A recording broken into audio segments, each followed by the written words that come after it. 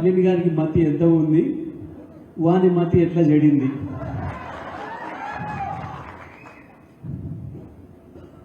దాని నిండా అజ్ఞానం మూర్ఖత్వమే ఉంటుంది దాని మైండ్లో, ఇంకేముండదు.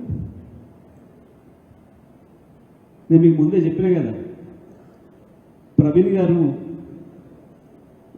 దాదాపు 2 నెలలు పైగా దీని మీద రీసెర్చ్ చేసిండ్రు.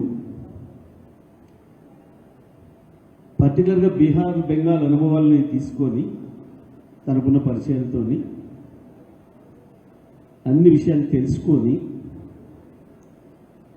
ప్రజాస్వామ్యం ఏ పద్ధతిలో ప్రమాదంలో పడుతుంది, ప్రజాస్వామ్యం అంటే దాని మొదటిది ఓటు. అంబేద్కర్ ఎంత అద్భుతమైన ఎంత విజన్తోని ప్రపంచంలో పెద్ద మనగాండ్లం నాగరికులం అని చెప్పుకున్న అనేక దేశాల్లో లేని అవకాశాన్ని ఆడ మగ తేడా లేకుండా అందరికీ ఒకటే ఒక అధికారం పెట్టి అద్భుతమైన భారతదేశాన్ని ప్రపంచానికి ఆదర్శమైన ఒక ప్రజాస్వామిక భారతదేశాన్ని అందించాలని చెప్పి ఇంత మంచి అవకాశం ఇచ్చిపోతే ఇవాళ కొంతమంది కషాయాలు వచ్చి ఏ రకంగా కూని చేస్తున్నారో ఆ విషయాలన్నింటినీ కూడా ప్రవీణ్ గారు మీకు అద్భుతంగా మీకు అందరికీ ఎప్పటికీ గుర్తుండే పద్ధతుల్లో మీరు కేసీఆర్ మిమ్మల్ని ఏ విశ్వాసంతోనైతే తన ఏజెంట్గా ఆ బూతుకు పంపినో మీరందరూ ఆ విషయాన్ని తెలుసుకొని పూర్తిగా ఈ 3 నెలలు పూర్తి దీక్ష చేసి ప్రతి ఓటును జాగ్రత్తగా కాపాడుకోవడానికి ప్రవీణ్ గారు చెప్పిన విషయాలన్నీ కూడా మీకు ఉపయోగపడతాయని చెప్పి భావిస్తున్నా. సూర్యాపేట నియోజకవర్గం తరఫున ప్రవీణ్ గారికి మరొకసారి ధన్యవాదాలు తెలియజేస్తారన్నా. సో ఇవాళ మనం ఏం చేయాలి దీంట్లో? నిజంగానే ప్రవీణ్ గారు భయపెట్టించినట్టు మన ఓట్లు పోతాయా? మనం మస్తు సార్లు ఎమ్మెల్యేలు చేసినాం, ఎంపీలు చేసినాం, ఎంపీటీసీలు, జడ్పీటీసీలు, కౌన్సిలర్లు, చైర్మన్లు చేసినాం. మన ఓట్లు ఏడికి వద్దులే అన్న ధీమా మనకు ఉంటుంది. కానీ ఓటు పోయే ప్రమాదం ఎప్పటికీ మన వెంట ఉంటుంది.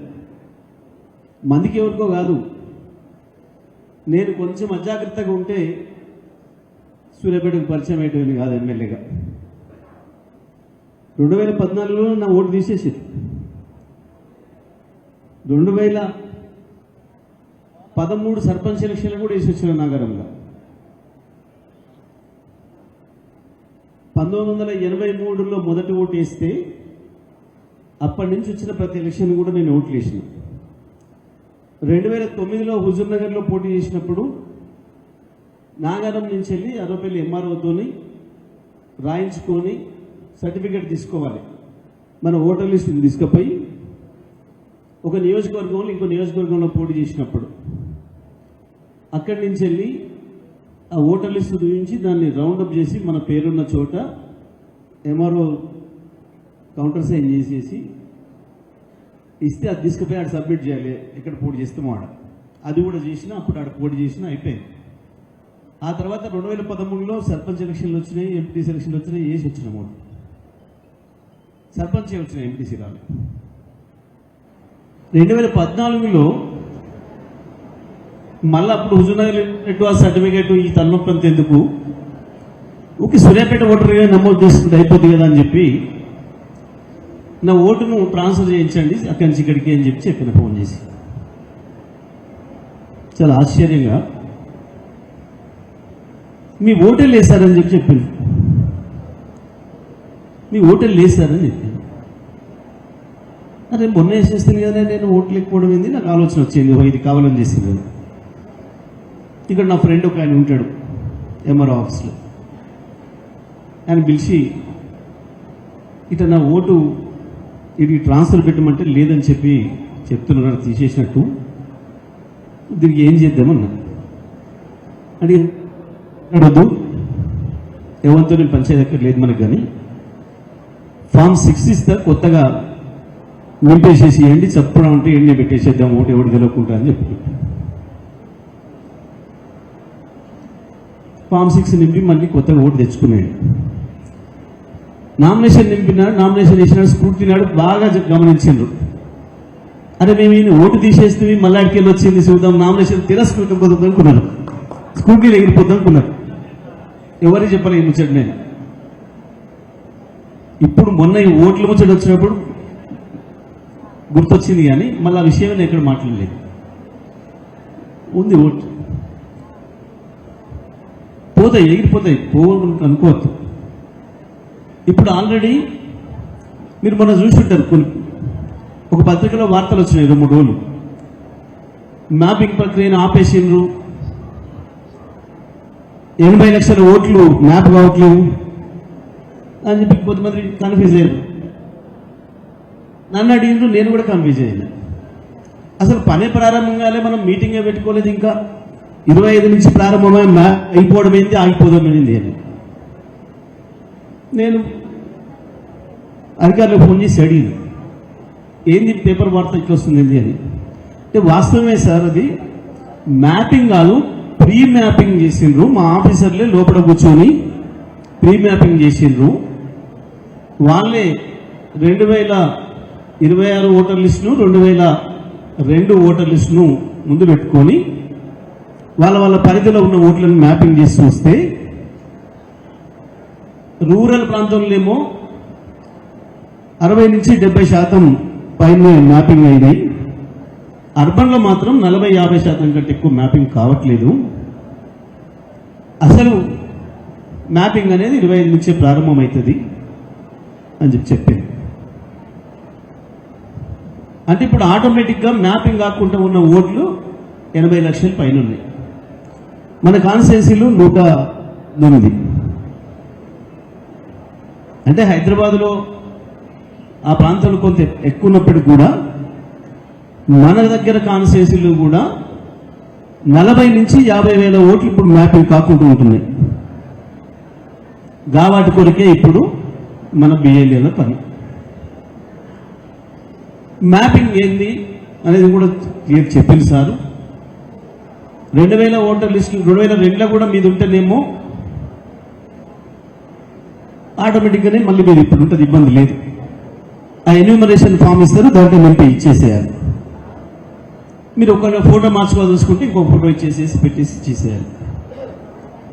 లేదు ఒకవేళ మీది 2002 లేదు. ఈ 2002 ఎందుకు వచ్చింది? 2002 ఎందుకు వచ్చింది అంటే లాస్ట్ ఎస్ఐఆర్ 2002లో జరిగింది కాబట్టి లాస్ట్ ఎస్ఐఆర్ని ప్రామాణికంగా తీసుకుంటారు. ఎప్పుడైనా కొత్తగా ఎస్ఐఆర్ అయ్యేటప్పుడు మళ్ళీ 10 ఏళ్లకో కనుక ఇప్పుడు ఈ 2026 లిస్టు తీసుకుంటారు. సో అట్లా 2002 తీసుకుంటే మన ఓటు అక్కడ లేకపోతే మన తల్లిదండ్రుల ఓటు ఎక్కడ ఉందో దాంతో మ్యాప్ చేస్తారు. ఇందులో ఎవరి వస్తాయి ప్రధానంగా అంటే 2002 తర్వాత ఓట్లు, కొత్తగా ఓట్లు వచ్చిన వాళ్ళు, అప్పుడు మేజర్ అయ్యి 18 ఏళ్ళ నుండి ఓట్లు వచ్చిన వాళ్ళు, పెళ్లిళ్ళై అత్తగారింటికి వచ్చిన వాళ్ళు, ఒక ప్రాంతం నుంచి ఇంకో ప్రాంతానికి షిఫ్ట్ అయి వచ్చిన వాళ్ళు, వీళ్ళందరికీ ఇటువంటి సమస్య వస్తుంది. కాబట్టి మనం తల్లిదండ్రులతోని ఫస్ట్ మ్యాపింగ్ అడుగుతారు. ఒకవేళ తల్లిదండ్రులు కూడా ఏ పరిస్థితుల్లో దొరకకపోతే నాయనమ్మ తాతయ్య ఓట్లు ఉన్నా సరే ఆ లింక్ అడ్రస్ చేస్తే దాన్ని కనుక మనం చెప్పగలిగితే, లింక్ చెప్పగలిగితే ఆ ఓటుతో మ్యాపింగ్ చేస్తారు. అది కూడా దొరకకపోతే అమ్మమ్మ తాతయ్య ఓటుతో కూడా మ్యాప్ చేస్తారు. మన కిషోర్ అదే ఏంది, మొన్న తిరుమలలో ఉంది ఆయన ఓటు, ఆడ మ్యాపింగ్ చేస్తే లేదు, దొరకలేదు. ఆయన ఫోన్ చేసింది, వాళ్ళు ఫోన్ చేసి అన్న మీ ఓటు దొరకలేదు, మ్యాపింగ్లో ఇక్కడ లేదు కదా అంటే, నల్లగొండలో పద్మావతి కాలనీలు ఉంటే అక్కడ ఆ ఇంటి అడ్రస్ ఇస్తే అక్కడ చేస్తే ఆ లిస్టులో కూడా లేదు. వాళ్ళ అమ్మనాయనలు ఉంటే చూసుకోమనంటే వాళ్ళ అమ్మనాయనలు కూడా లేదు. అయితే మరి నారాయణపూర్లో జాబ్ చేసేది మన ఆయన కాబట్టి మరి అక్కడ ఉందేమో అని చెప్పి నారాయణపూర్ ఓటర్ లిస్ట్ తీసుకోమన్నాడు. అక్కడ కూడా లేదు. అయిపోయింది, ఓడిసిపోయింది అనుకోండి. చివరికి బుద్ధారం వాళ్ళ అమ్మమ్మ ఊరు, బుద్ధారాన్ని ఫోన్ చేసి వాళ్ళ అమ్మమ్మ ఓటుతోని ఉంది ఆడడానికి అదృష్టవశాత్తు దాంతో మ్యాప్ చేసి ఇప్పుడు ఓటు నిలబడ్డది. మళ్ళీ ఓటు చేసేందుకు అవకాశం వస్తుంది. సో అంటే మ్యాపింగ్ ప్రక్రియ ఈ పద్ధతిలో చేసుకోవచ్చు. ఎవరైనా మనం కూడా షిఫ్ట్ చేస్తే వేరే కంచి ఇప్పుడు నాది కూడా మ్యాపింగ్ చేయాలి. నా దేంతో చేసిండ్రు? నాగారం ఓటుతో చేసిండ్రు. నాగారంలో 2002లో, ఎందుకంటే సూర్యాపేటలో లేదు 2002 లిస్టులో. నాది నాగారం ఓటుతో మ్యాపింగ్ అయింది. ఇప్పుడు నా వైఫ్ ఆమెది కూడా మ్యాపింగ్ కావాలి. ఆమెది అక్కడ హైదరాబాద్లో వాళ్ళ నాన్న వాళ్ళ ఇంటి అడ్రస్లో దాంతో మ్యాపింగ్ చేసి, మా పిల్లలది నా ఓటుతో మ్యాపింగ్ చేస్తుంది. ఇట్లా మ్యాపింగ్ ఏమైంది? ఇలా రేవంత్ రెడ్డి జొరబడతాడా? ఓకే, చంద్రబాబు వస్తుండే అంత వస్తుంది. ఎందుకు చెప్పొస్తుంది? సో ఇది మ్యాపింగ్ ప్రక్రియ.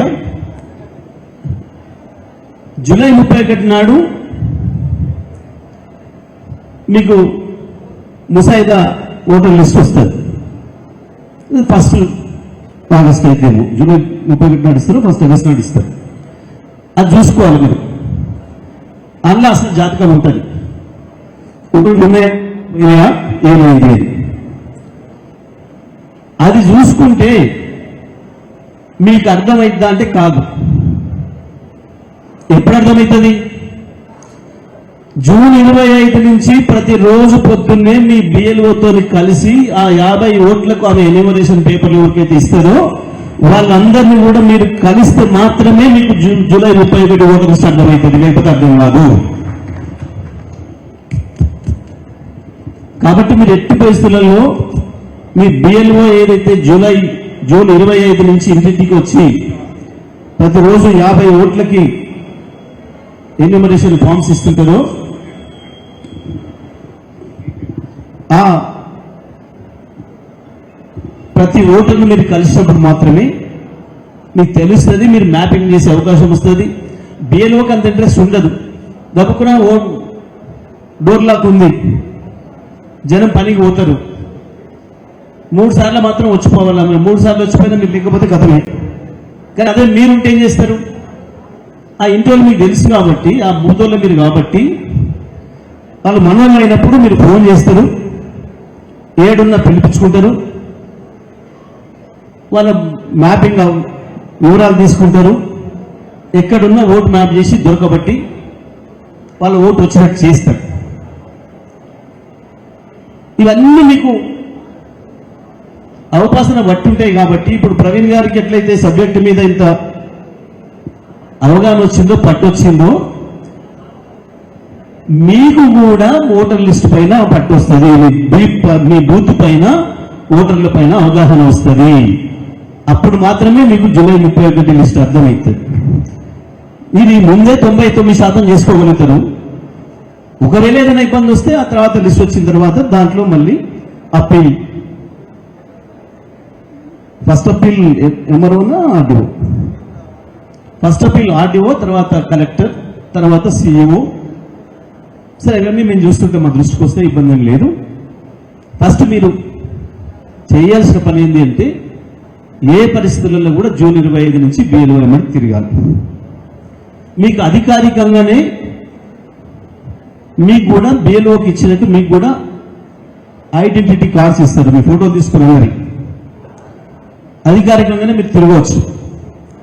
బిఎల్ఓనే మిమ్మల్ని కలవను అనడానికి కూడా లేదు.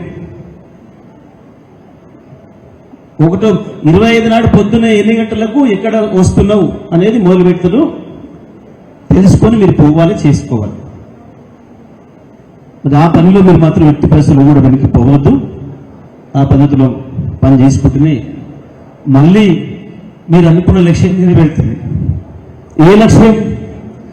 కేసీఆర్ను మళ్ళీ ముఖ్యమంత్రి చేయాలన్న లక్ష్యం నెరవేరాలంటే మీరు 2028 దాకా నిద్రపోతే సాధ్యం కాదు.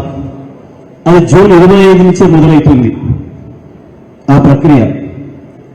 కేసీఆర్ను మళ్ళీ ముఖ్యమంత్రిని చేయాలన్న ప్రజల కోరికను ఇవాళ ఈ దుర్మార్గ ప్రభుత్వం నిస్సిగ్గుగా నిర్లజ్జగా బహిరంగంగా కేబినెట్ సమావేశంలోనే తీర్మానం చేసింది రైతుల ఒడ్డు మేము కొనం, రేపు పంటలు కొనము అని చెప్పే దుర్మార్గానికి తెగబడే పరిస్థితి వచ్చిన ఈ దుర్మార్గ ప్రభుత్వాన్ని మళ్ళీ రేపు రాకుండా చెయ్యాలి అని అంటే కేసీఆరే శ్రీరామ రక్ష ఈ రాష్ట్రానికి కేసీఆర్ ని మళ్ళీ తెచ్చుకోవాలనే కోరికను నెరవేర్చుకోవాలంటే తప్పకుండా జూన్ 25 నుంచి ప్రారంభం చేయాలి ఆ పని. నిజమే మీకు ఇంకొక అవకాశం కూడా ఉంది. మీరు ఇవాళ ఒక్కరోజు బిఎల్ఓతో పోయేసి వస్తారు. ఆ బిఎల్ఓ 50 ఫామ్స్ ఇవ్వగానే వెళ్ళిపోతారు. ఆ తర్వాత అద్భుతంగా మీరు పని చేసుకోవచ్చు. మళ్ళీ 50 ఓటర్ల కాడికి పోయి ఏం చేసుకోవచ్చు? ఇవాళ ఈ ప్రభుత్వం చేస్తున్న దుర్మార్గం, వీళ్ళు చేసిన మోసం ఇంటింటికి వివరించే అవకాశం ఉంది మీకు. అవో కేసీఆర్ ఇచ్చిన కరెంటు మళ్ళీ ఇచ్చే చేతగాని ప్రభుత్వం ఇది. సూర్యాపేటకు 30 సంవత్సరాల మూసి మురికి నీళ్లు, హైదరాబాద్ డ్రైనేజ్ నీళ్లు తాగే పీడ నుంచి విముక్తి చేసి అద్భుతంగా కృష్ణా నీళ్లు తీసుకొచ్చిస్తే మళ్ళా ఆ నీళ్లు కూడా ఇవ్వలేని సన్యాసి ప్రభుత్వం ఇది. ఈ ప్రభుత్వాన్ని గద్దె దించుదామని చెప్పి మీరు ఇంటింటికి చెప్పే అవకాశం ఉంది మీకు. 60 ఏళ్ల సమైక్య పాలన పాపంతో పురుగన్నం చచ్చిపోయే ఆ రైతులు పురుగన్నం బాధ నుంచి, దాంట్లో పురుగుల మందు కలుపుకొని తాగిపోయే బాధ నుంచి విముక్తి చేస్తా తెలంగాణ తెచ్చి హాయిగా రైతున్న ఇంటి ముందు పెరిగినందుకు మంచం వేసుకొని పడుకునే రోజు తీసుకొస్తా, రైతునే రాజు చేస్తా అని చెప్పి ప్రకటించి 14 ఏళ్ల ఉద్యమంలో కరెక్ట్ గా చేసి చూపించి ఈ భూగోళం మీద వ్యవసాయం ప్రారంభమైన రోజు నుంచి ఎవడైనా రైతు నుంచి వసూలు చేసినడే రాజ్యాన్ని నడపడానికి మొట్టమొదటి పన్నును వసూలు చేసిందే రైతు నుంచి. ఈ రోజు వరకు కూడా రైతు నుంచి వసూలు చేసినడే తప్ప రైతు జేబులో 10 రూపాయలు పెట్టి ఇది వ్యవసాయానికి చేసుకో రైతన్నా అని చెప్పిన మొట్టమొదటి పరిపాలకుడు ప్రపంచంలో కేసీఆర్. రైతు కరెంటు కావాలంటే, రైతుకు నీళ్లు కావాలంటే వానికాలు నీలికాలు పట్టుకునే పరిస్థితి నుంచి,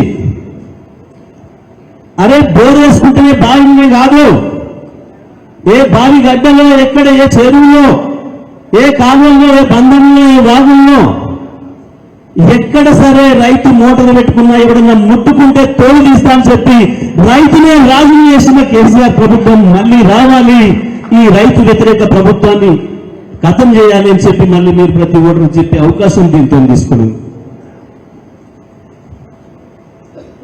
ఇవాళ కేంద్ర ప్రభుత్వం అనుమానించి మనము ఏమాయ చేసిండు కేసీఆర్.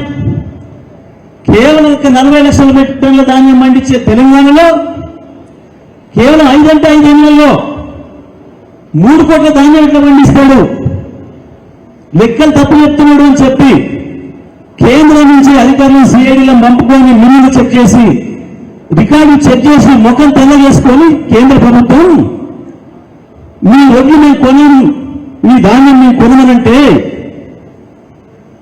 ఒకే ఒక్కసారి చెప్పొద్దాం వీళ్ళ లంగతనాన్ని, ఢిల్లీ నడిమిలోనే చెప్పొద్దామని చెప్పి అత్యంత విజ్ఞత గల రాజకీయ నాయకుడుగా ఉన్న కేసీఆర్ మొత్తం ముఖ్యమంత్రిగా ఉండి మంత్రివర్గంతో సహా ఎమ్మెల్యేలు, ఎంపీలు, ఎమ్మెల్సీలు మొత్తం ప్రజాప్రతినిధులు తీసుకొని పోయి ఢిల్లీలో ధర్నా చేసి మేము పండించిన ప్రతి పంట, ప్రతి గింజ కొని తీరాలే కేంద్రం, అది మీ బాధ్యత అని చెప్పి వాళ్ళు ఉండకపోయినా ఈ పనికి మనూరు వీడిగొనేది రైతన్నా నువ్వు ఎంతైనా పండించు నేను ఎంత అని చెప్పి ఊరూరుకు కళ్ళను పెట్టి పండించిన ప్రతి గింజను ఉన్న అతి గొప్ప రైతు ప్రేమికుడు కేసీఆర్. ఇవాళ ఆ ప్లేస్ లో అతి ఇష్టపడ్డ కేసీఆర్ ను రైతుల్ని వేరు చేసి దుర్మార్గంగా హామీలిచ్చి 2 లక్షల రుణమాఫీని 15,000 రకరకాల పద్ధతుల్లో మోసం చేసి ఇవాళ తల్లిని పిల్లలను వేవాపినట్టు వేరు చేస్తే ఇవాళ రైతులు పడుతున్న హింస అంతా ఇంత కాదు. మొదటి రోజు నుంచే మోసం చేసింది. 50,000 కోట్ల రుణమాఫీ చేస్తామని చెప్పి క్యాబినెట్లోనే 25,000 తీర్మానం చేసి 20,000 వేసామని చెప్పి ఆఖరికి చేసిన రుణమాఫీ 12-13,000 కోట్లు. రైతు భరోసా ఇస్తున్న పేరు మీద రైతు బంధును ఆఫ్ చేసి కేవలం ఎన్నికలు వచ్చినప్పుడు ఎన్నికల కొరకు మాయం చేస్తూ ఎకరానికో 2 ఎకరాల కేసు మోసం చేస్తూ ఇప్పటికీ కూడా రైతులు ఉసురు తీస్తున్న దుర్మార్గ ప్రభుత్వం ఇది. రైతుకు 500 బస్తాకు 500 క్వింటాల్కి 500 ఇస్తామని చెప్పి ఎన్నికల మేనిఫెస్టోలో చెప్పి ఆ తర్వాత సన్నోట్లకు ఇస్తా దొడ్డోడ్లకు కాదని మోసం చేసి దొడ్డోడ్లు వేసుకుని రైతులు సన్నోట్లు వేసుకునేట్టు చేసి మళ్ళీ అందులో పలానా రకానికైతే ఇస్తా అని చెప్పి నమ్మకం మోసం చేసి చివరికి వాళ్ళ చేతులు ఎత్తేసి కేంద్రం మీద నెపం పెట్టి తప్పించుకోవాలని ఆలోచన చేస్తున్న ప్రభుత్వం ఏదైతే ఉందో ఇవాళ ఆ ప్రభుత్వానికి బుద్ధి చెప్పే పద్ధతుల్లో ఇంటింటికి తిరిగే అవకాశం కూడా మీకు దీంతో వస్తారు.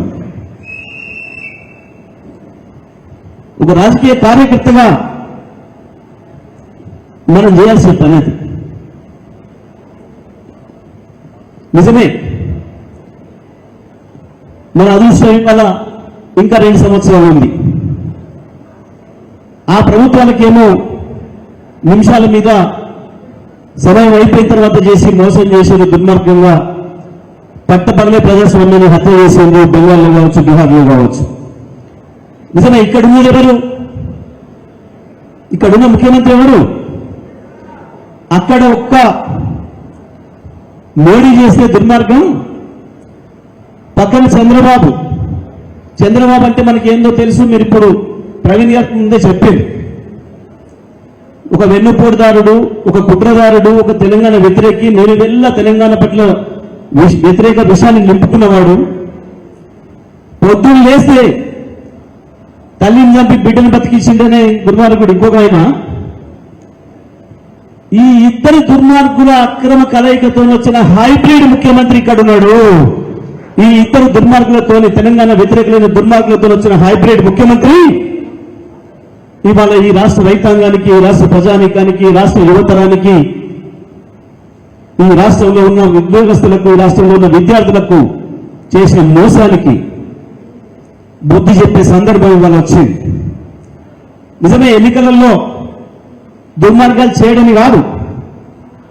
నిజమే, 1,00,000 మంది చంద్రబాబుకు సమానమైన మోడీ, ఆ ఇద్దరితో కలయికతో వచ్చిన హైబ్రిడ్ ముఖ్యమంత్రి ఇక్కడున్నా మనం ఎక్కడున్నాం? వీళ్ళన్ని కుట్రలు తిప్పికొట్టగలిగిన మనగాడు కేసీఆర్ నాయకత్వంలో ఉన్న సైనికులు మనం. కేసీఆర్ మనకున్నాడు. వీళ్ళందరికీ అర్థం కాకుండానే, వీళ్ళ అయ్యలకు కూడా అర్థం కాకుండానే తెలంగాణ తెచ్చిన కేసీఆర్ నాయకత్వంలో ఉన్న గులాబీ సైనికులం మనం. నిజమే, ఇవాళ వచ్చిన అవకాశాన్ని సద్వినియోగం చేసుకోవాలి. ఇవాళ మీకు తెలుసు, సూర్యాపేట, తుంగతుర్తి ప్రాంతాలు ఒకప్పుడు రక్తాలు ఏర్లై పారినాయి గ్రామాలలో. కానీ ఇవాళ కేసీఆర్ వచ్చిన తర్వాత తెచ్చిన గోదావరి జలాలతో అద్భుతంగా కలకల్లాడినాయి. ఏ ఒక్క చెరువు కూడా 5 ఏళ్లలో మత్తడి దుంకడం ఆపలేదు. ఎండాకాలంలో కూడా ఈ పాటికే నార్లు పోసుకున్నారు మొత్తం. కానీ ఇవాళ ఈ దుర్మార్గులు వచ్చినాక ఈ 2 ఏళ్లలో మళ్ళా నీళ్లు మాయమైనాయి. మళ్ళీ కొట్లాటలు, పోలీస్ స్టేషన్లో కేసులు వచ్చినాయి. కేసులు కొత్త ఏం కాదు, మనకు జైలు కొత్త ఏం కాదు. కానీ ఇవాళ ప్రజల్ని రక్షించుకోవాల్సిన బాధ్యత ఉంది మన పైన. ప్రజలకు అండగా నిలవాల్సిన బాధ్యత ఉంది మన పైన. తప్పకుండా ఊరూరు పోదాం. ప్రతి బూత్లో, అది టౌన్ అయినా, అది గ్రామమైనా, ఎక్కడైనా సరే, ఇవాళ ఈ ప్రభుత్వం చేస్తున్న దుర్మార్గాన్ని, ప్రత్యేకించి రైతులకు చేస్తున్న మోసాన్ని, ద్రోహాన్ని ఎండగట్టి ఇప్పటి నుంచే సిద్ధం చేయాలి. మొన్న నిస్సిగ్గుగా వారం రోజులు వ్యవసాయ వారం అని పెట్టి చెప్పింది ఏంటి అంటే మీరు యూరియా దొరకదు, వ్యవసాయం చేయకండి. యూరియా దొరకదట. ఇప్పుడు రండలు యూరియానే కాదు గొప్పగా చెప్పుకుంటున్న సిగ్గు లేకుండా. ఒక యూరియానే కాదు, యూరియా యాప్ పెట్టేందుకు దేశంతో మురిసిపోతుంది. ఇప్పుడు ఇంకా అన్ని ఎరువుల బస్తాలకు కూడా మ్యాప్ పెడుతున్నాం. అదే యాప్, అన్ని ఎరువులకు కూడా యాప్ పెడుతున్నట్టు. మరి మనం ఏం చేయాలి? రైతులందరూ కూడగట్టాలి, వీళ్లకు మ్యాప్ పెట్టాలి, వీళ్ళకు మొక్కలకు రంగు పోయాలి. ఈ హైబ్రిడ్ ముఖ్యమంత్రి నాయకత్వంలో నడుస్తున్న, హైబ్రిడ్ కాంగ్రెస్ నాయకులతో నడుస్తున్న ఈ ప్రభుత్వానికి నూకలు లేకుండా చేయాలి. ఇది మనం చేయాల్సిన పని. ఇది చెయ్యాలి అంటే బీఆర్ఎస్ పార్టీ సైనికులుగా,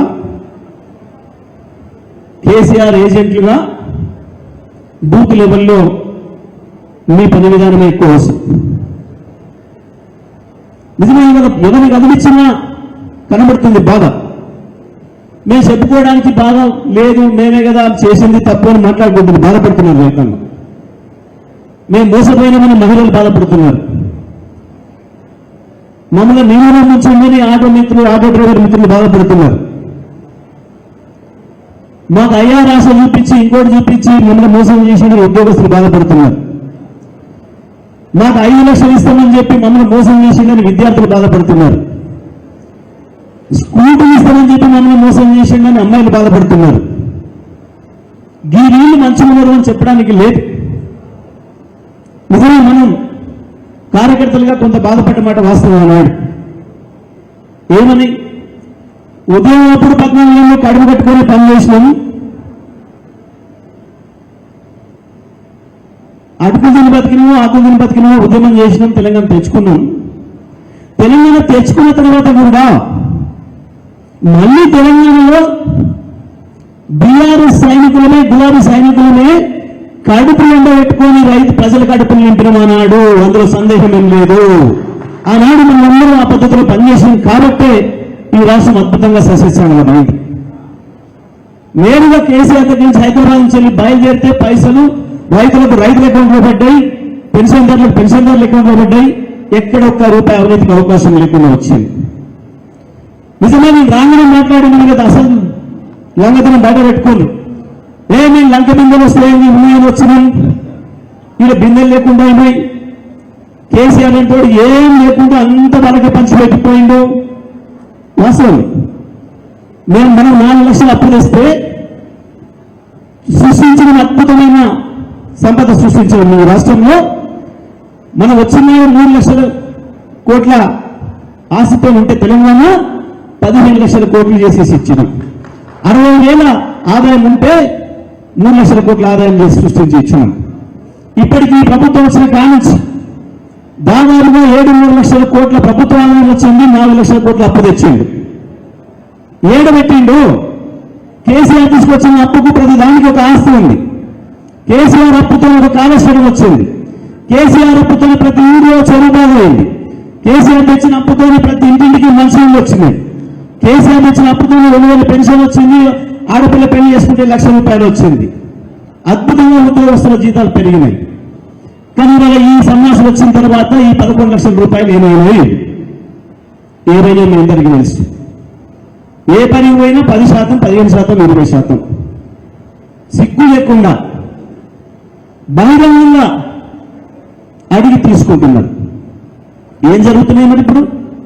ఏడిపోతున్నాయి పైసలు. ఆనాడేమో మనం కడుగులు కట్టుకొని ప్రజలకు పంపించినాం. ఇవాళ వాళ్ళ కడుపులు నింపుకుంటున్నారు. ముఖ్యమంత్రి కుటుంబాలు, మంత్రుల కుటుంబాలు, ఎమ్మెల్యేల కుటుంబాలు వాళ్ళ కడుపులు నింపుకుంటున్నారు, ప్రజల కడుపులు ఎండబెడుతున్నారు. ఇది జరుగుతుంది ఇవాళ ఈ రాష్ట్రంలో. ఈ విషయాలన్నీ కూడా మీరు ఇంటికి తిరిగి చెప్పుకునే అవకాశం ఈ కార్యక్రమంతో ఉంది. అందుకే నిజమే, మీరు ఇంతకుముందు ప్రవీణ్ గారి వల్ల కళ్ళు మూసుకొని కలగనమన్నాడు. కలగన్నాను, విమానం కూడా ఎక్కిన మళ్ళా. ఆ విమానం కూడా మామూలు విమానం కాదు. ఎక్కడి విమానం అది? రేవంత్ రెడ్డి దిల్సుఖ్నగర్ లో తయారు చేసిన విమానం తెచ్చి పిల్లలు ఇక్కడికి ఇచ్చాడు. రేవంత్ రెడ్డి దిల్సుఖ్నగర్ తయారు చేసి అమ్మే విమానం మీరు ఎక్కి తిరిగింది. ఇక విమానంలో ఉండండి, దిగొచ్చి వాడు పోకపోతే, మీ బూతులు మీరు పోకపోతే కేసీఆర్ ముఖ్యమంత్రి గారు మళ్ళా మనం బస్ స్టాండ్ పాము. కాబట్టి విమానం నుంచి దిగుంది. తప్పకుండా 2028 తర్వాత ఈ బూత్ ఏజెంట్ అందరూ విమానం ఎక్కి పోదాం, నిజమైన విమానం ఎక్కి ఢిల్లీ కనుక పోదాం. ఈసారి ఢిల్లీ కేవలం హైదరాబాద్లో ఉండడు కేసీఆర్, తప్పకుండా మనకి ఇంకొకసారి వస్తాడు. కేసీఆర్ ఢిల్లీ దాకా కూడా పోతాడు, మొత్తం భారతదేశానికి కూడా సేవలు అందిస్తాడు. కాబట్టి ఇవాళ మీ బూత్ ఏజెంట్లు నిజమైన విమానం ఎక్కాలే. ప్రవీణ్ కుమార్ గారు ఎక్కించిన విమానం అంటే రేవంత్ రెడ్డి దిల్సుఖ్నగర్లో అమ్మిన విమానం కాకుండా సూర్యాపేటలో వాళ్ళు కట్టించిన ఎయిర్పోర్ట్లో, మంత్రులు కట్టించిన ఎయిర్పోర్ట్లో నీళ్ళల్లో వాటర్ కలిపి, వాటర్లో నీళ్లు కలిపి మంత్రి కట్టించే ఎయిర్పోర్ట్లో ఎక్కేది కాకుండా నిజమైన శంషాబాద్ విమానానికి పోదాం, విమానానికి పోదాం, ఎక్కుదాం, పోదామని అనుకుంటే మీ బూత్ లెవెల్ ఏజెంట్ల చేతుల్లో ఉంది ఇప్పుడు ఆ పని. ఈ పని వదిలిపెట్టి ప్రెషర్ జైన్ల వదిలిపెట్టి పప్పటికలో వెతుక్కుంటే రాదని సామెత మనకు తెలుసు. కాబట్టి ఇవాళ ప్రతి క్షణం అప్రమత్తంగా ఉండాలి. ఒక ఏజెంట్ని పెట్టినాం కదా, ఆయన చూసుకుంటాడు తీవి అని చెప్పి మిగతా నాయకులు ఎవరు అనుకోవడానికి వీల్లేదు. తప్పకుండా ఏజెంట్ ఎమ్మటి 4-5 ప్రతిరోజు ప్రతి ఇంటికి తిరగాలి. ఎందుకంటే ఒక రోజు ఇబ్బంది వచ్చి ఆ ఏజెంట్ వేరే పని మీద పోయాల్సి వచ్చేస్తుంది. హాస్పిటల్ పనో, ఇంకేదైనా దగ్గర బంధువులకి ఇంత ఇబ్బంది అయ్యో ఇంకో ఇతర కార్యక్రమం మీద పోతాడు. మరి ఆ రోజు 50 ఓట్లు పోతాయి. ఎందుకంటే ఇవాళ మీరు ఓటర్ దగ్గరికి పోయి ఆ ఓటర్ను చేర్పించి మాట్లాడి మీరు టచ్ లో ఉంటేనే తప్పకుండా రేపు నాకు ఇగో ఈ ఏజెంట్ వల్ల, ఈయన వల్ల నాకు ఓటు వచ్చింది అనే భావన ఉంటుంది. ఓటు వచ్చిన నాడు మీరు వాళ్ళపై అడగటానికి కూడా మీకు అవకాశం ఉంటుంది, ఆ ఇంటిమసీ ఏర్పడుతుంది. కాబట్టి తప్పుడు కొత్త ఓట్లు అయితే మీరు ఎవరు చేర్పిస్తారో వాళ్ళకి వేస్తారు పోయినసారి. కాబట్టి మీరు అవకాశాన్ని కూడా వినియోగించుకోవాలి. మరి ఇంత ముఖ్యమైనది ఇది కాబట్టి దయచేసి ఏజెంట్లు ఇవాళ 7 మంది ఆబ్సెంట్ ఉన్నట్టున్నారు. ఆ ఊరి నుంచి వచ్చిన మిగతా వాళ్ళైనా సరే వాళ్ళకి చెప్పి రాని వాళ్ళని కూడా జాగ్రత్తగా చేసుకొని చెప్పుకొని పనిచేసుకోవాలి. ఇదే సందర్భంలో సభ్యత్వానికి సంబంధించి కూడా ఇవాళ పొద్దున్నే మన కేటీఆర్ గారు కాన్ఫరెన్స్ పెట్టి చెప్పిండ్రు, యాప్ వచ్చింది, తయారైంది. కాకపోతే మనం మొన్న ఏదైతే 2 పేర్లు ఇచ్చినామో ఇప్పుడు వాళ్ళకి ఒక చిన్న మార్పు వస్తుంది. ఏంటంటే తప్పకుండా అదే బూత్కు సంబంధించిన వాళ్ళ ఉండాలి. పార్టీకి ఇచ్చిన ఏజెంట్లు కూడా, బూత్ ఇన్ఛార్జీలు కూడా అదే బూత్ లో ఉండాలి, ఓటర్ అయి ఉండాలి. ఎందుకు అని అంటే ఆ బూత్ ఓట్ల వరకే చేర్పిస్తానుకున్న ఆయనకు మళ్ళీ కనబడతాయి ఆయన. కాబట్టి ఎలక్షన్ కమిషన్ ఎంత స్ట్రిక్ట్ చేస్తుందో మనం కూడా అదే పద్ధతిలో చేసుకోవాలి. కాబట్టి ఇప్పుడు అది మార్చి ఇవ్వాల్సి వస్తుంది. ఇవన్నీ ఉంటే మిగతా అందరూ కాబట్టి చెప్తా ఉన్నా. ఇప్పుడు గ్రామ నాయకులు ఆ పేర్లు ఇచ్చిన వాళ్ళు మీకు తెలుసు. మీరు ఒకసారి మీ ఓటు చెక్ చేసుకొని ఆ బూత్ పరిధిలోనే ఉందా లేదా చూసుకోండి. తప్పకుండా వాళ్ళని కూడా ఆ పద్ధతిలో సరి చేసుకుందాం. దానికి సంబంధించి కూడా ఇంకొక ట్రైనింగ్ క్యాంప్ ఉంటుంది. వాళ్ళకి ప్రత్యేకమైన ట్రైనింగ్ ఇవ్వాల్సి వస్తుంది. వాళ్ళ ఫోన్లకు యాప్ డౌన్లోడ్ చేయాల్సి వస్తుంది. కాబట్టి ఆ మీటింగ్ కూడా త్వరలో పెట్టుకుందాం. కానీ ఇప్పుడు మాత్రం ఈ రోజు ఒక్కటే మాట, కేసీఆర్ మళ్ళీ ముఖ్యమంత్రి కావాలని ప్రజలు ఎట్లయితే కోరుకుంటున్నారో ఆ ప్రజల కళను నిజం చెయ్యాలి అంటే ఆ బాధ్యత మనందరి పైన ఉంది. గులాబీ సైనికులుగా దాన్ని విజయం తీరాలకు తీసుకుపోవాల్సిన బాధ్యత మనదే. ప్రత్యేకించి మీరు ఇవాళ బూత్ లెవెల్ ఏజెంట్ ఎవరైతే ఉన్నారో మిమ్మల్ని అపాయింట్ చేసింది కేసీఆర్. ఆ విషయాన్ని దృష్టిలో పెట్టుకొని కేసీఆర్ ఎట్లా పనిచేస్తాడో, ఒక సందర్భం వచ్చినప్పుడు 24 గంటలు ఎట్లా పనిచేస్తాడో, నిద్రపోకుండా ఎట్లా పనిచేస్తాడో అదే పద్ధతుల్లో మీరు కూడా పనిచేసి తప్పకుండా మీ పనిలో మీరందరూ కూడా విజయం సాధించాలని చెప్పి కోరుకుంటూ మీ అందరి శుభాకాంక్షలు తెలియజేస్తూ సెలవు. జై తెలంగాణ, జై కేసీఆర్, జై కేటీఆర్.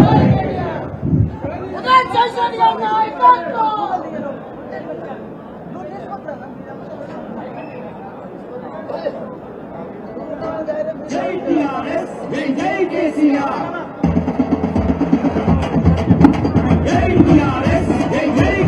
నాగులపాడు ఈ రోజు కాంగ్రెస్ పార్టీకి రాజీనామా చేసి బీఆర్ఎస్ పార్టీలో జాయిన్ అవుతున్న ఏపీ నాగేశు నందన వెంకటరెడ్డి వారంతా కూడా స్టేజీకి రావాలి. వారికి నాగులపాడు గ్రామ శాఖ నుంచి స్వాగతం సుస్వాగతం.